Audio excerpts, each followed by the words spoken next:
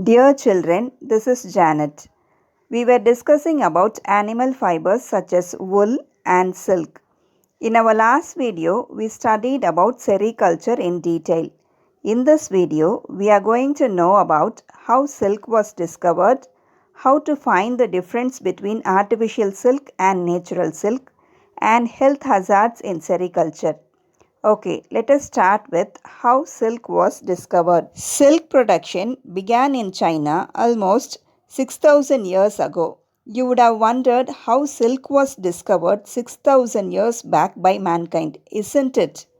According to old Chinese legend, silk was discovered by a Chinese empress, Zi.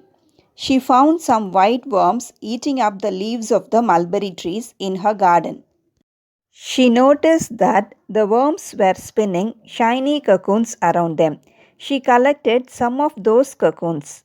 Accidentally, one of the cocoons was fallen into her cup of tea. She noticed that the cocoon was actually made from long thread that was both strong and soft. Then she encouraged sericulture and soon developed the process of reeling thread from the cocoon. This was guarded as secret for over 1,000 years. Afterwards, traders and travelers introduced silk to various parts of the world. Silk was introduced in India about 1,500 years ago. A Chinese princess married an Indian prince. She was very fond of silk fabric, so she brought silkworm eggs to India from China. She fed the worms with Indian mulberry leaves and initiated silk production in India. Now, India is the second largest producer of silk next to China. Finding out the difference between artificial and natural silk. You would have seen in many shops, artificial silk is sold as natural silk. Both of them look the same, isn't it? We can easily find the difference between the two by burning a small piece of silk fabric. When the artificial silk fiber is burnt, if it smells like a burning paper, we can understand it is made of plant fiber. If the fiber melts and forms a bead, it is a synthetic fiber. Natural silk, when burnt, smells like burning hair. Next is health hazards in sericulture. When the dead worms are handled with bare hands, it leads to infection and illness.